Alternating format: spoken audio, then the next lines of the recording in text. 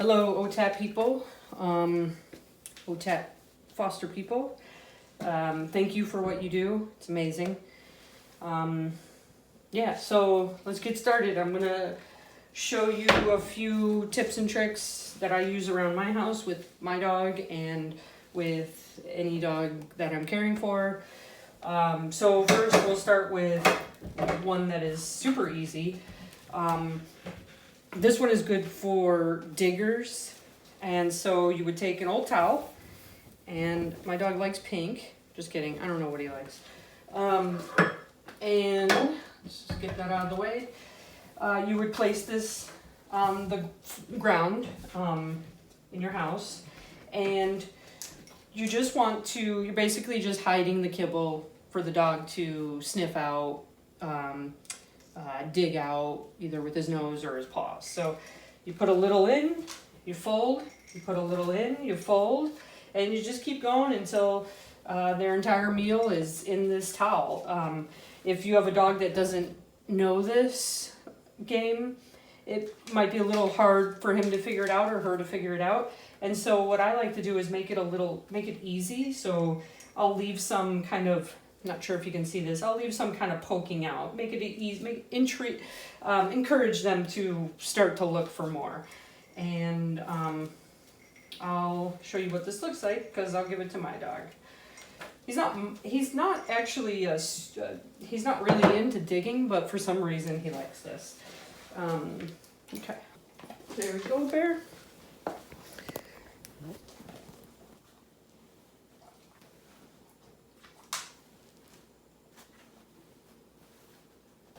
So while he's working on that,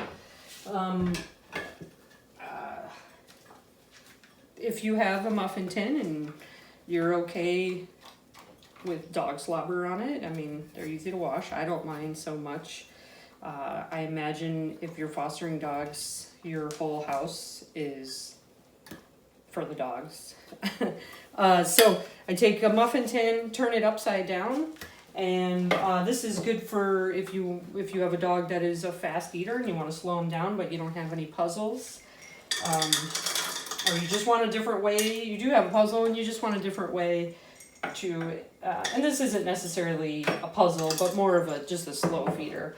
So I'm just using a little bit, but you would put all the kibble, or you can put a little bit, whatever. You can actually make it harder and smear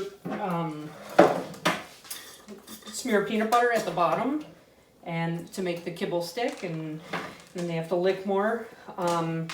Be sure, never forget, you want peanut butter with no xylitol. Don't ever forget that. I'm sure everyone knows that by now, but you never know. Okay. Another good way is using this side. I save toilet paper and paper towel, place it in all the holes, and then just fill it up.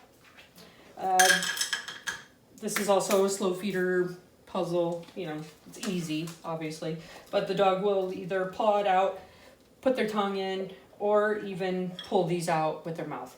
I would not suggest this for puppies, because they like to eat stuff. They're definitely gonna eat these before the food.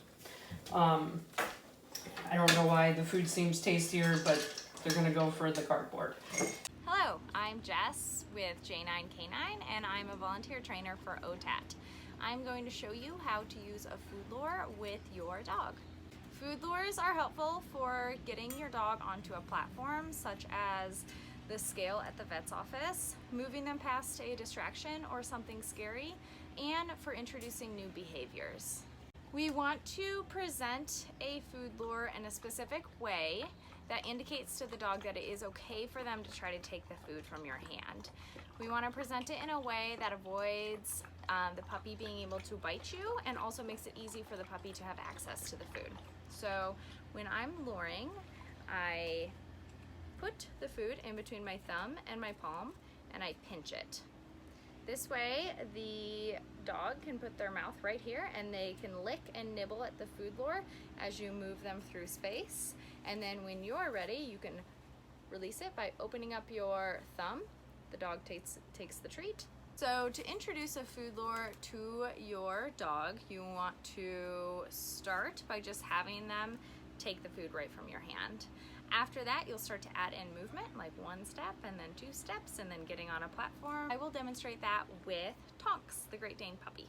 So first, I just want the puppy to take the food from my hand. So I will put the food right up to her nose and let her take it. Great, so repeat that a few times.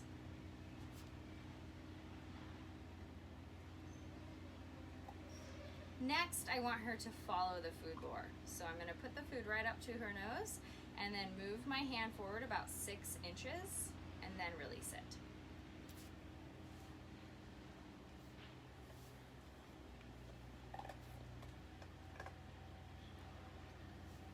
Now I'm going to see if I can get her to stand up and walk as she follows the food lure.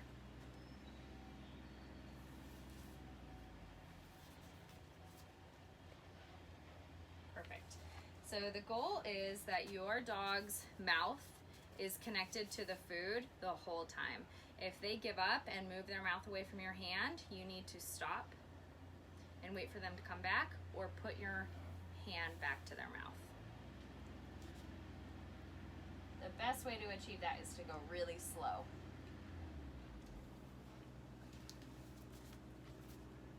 So I'm going to get her on this platform now using a food lure.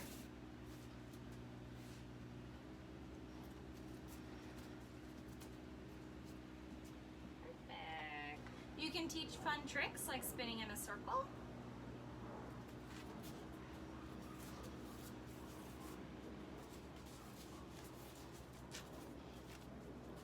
And you can also introduce heel position with a food lure.